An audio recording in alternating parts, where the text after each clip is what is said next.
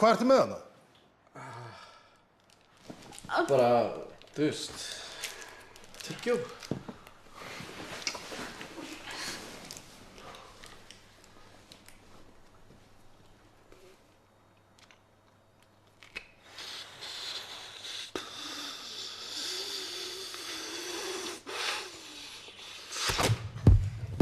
Kynlíf getur verið frekar vandræðalegt, getur verið mjög kjánlegt.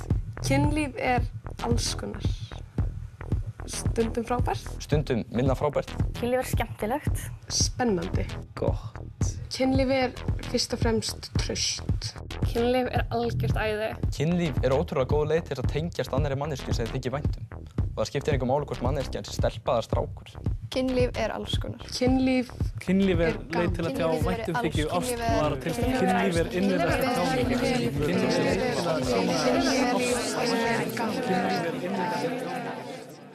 Svona samskipti geta tekið á sig slæma mynd og það getur alveg haft mjög neikvæðar afleiðingar fyrir báða aðila. Ef bara annar einstaklingurinn hefur áhuga á því sem að gerast en ekki hinn, þá það ekki lengur kynlíf, heldur annar einstaklingur bara að vaða yfir hinn.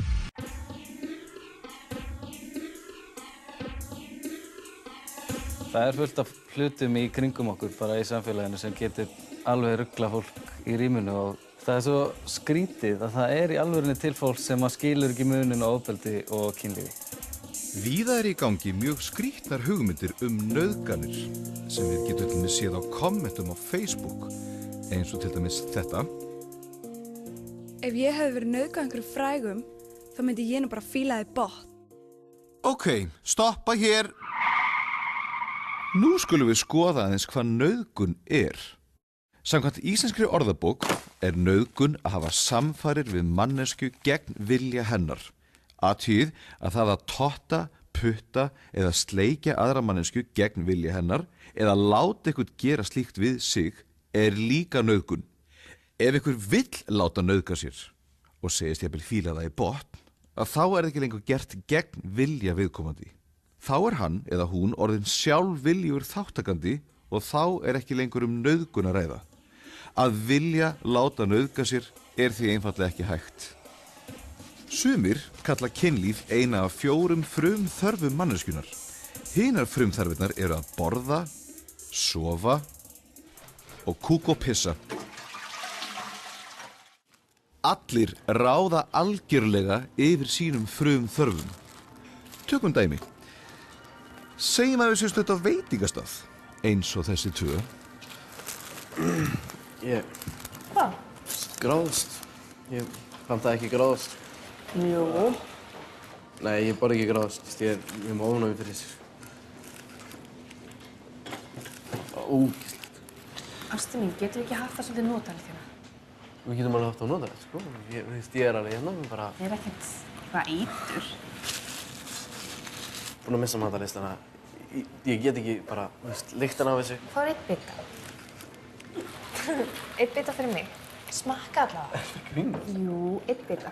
1 bita. 1 bita. Sestu niður, það alveg Nei, já, svo. Getur ekki bara... Það ekki ég sem eitthvað að hafa mér eins og algjör. Hvað 1 bita? Hvað 1 bita? Hérna, 1 bita.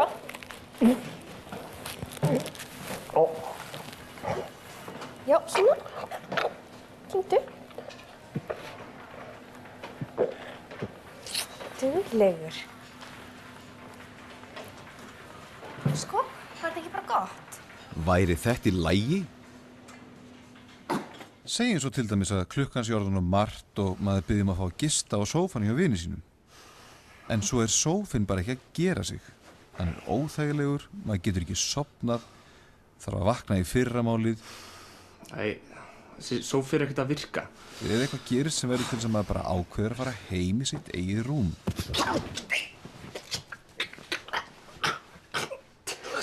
Væri þetta í lagi?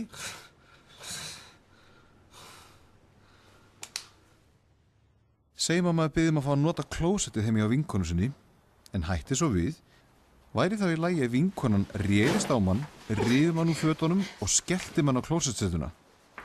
Væri þetta í lagi? Nei. Þetta þætti líklega engum heilvita manni í lagi. Alveg sama hvað maður hefur gefið í skyn. Maður ræður alltaf sjálfur yfir gjörðum sínum og þörfum. Og það sama á við kynlíf. Þótt maður sé búinn að flörta, kyssast, káfa, kela eða bara hvað sem þá má maður alltaf stoppa ef mann langar til þess. Og svo hafa sumir bara engan áhuga á því að stunda kynlíf eða finnst þeir ekkert vera tilbúnir til þess þótt þeir séu forvitnir það. Og það líka allt í lagi. Það engin skylda að stunda kynlíf. Nauðgun ekki kynlíf heldur ofbeldi. Kynlíf á að vera gott. Fáðu já. Fáðu samþykkið fyrir kynlífinu áður en það hefst, því þannig kemur þú í veg fyrir misskilning, vandræði og jafnvel sárindi sem miklu betra að sleppa þegar við að stunda kynlíf. Kynlíf nefnilega algjört æði. Kynlíf frábær leið til þess að upplifa nánd og unað með annarri manneskju, ef rétt að því staðið. Vertu þú sjálf. Kynlíf á að vera gaman. Kynlíf á að vera þannig að mann langi til að gera þetta aftur og aftur og kannski aftur. Láttu bara vita hvað þú vilt, hvað finnst gott og ekki vera feimin, þetta ekkert feimnismál. Dragðu þín eigin mörk. Ekki láta vaða yfir þig. Ekki gera neitt sem þú vilt ekki gera sjálfur. Taktu þinn tíma. Mikilvægast að báðir einstaklingarnir viti út í hvað þeir eru að fara. Áður maður stundar kynlíf að maður fá já frá hinum einstaklingum. Já, ég til í þetta. Fáðu já. Fáðu já. Fáðu já. Fáðu já. Fáðu já. Fáðu já.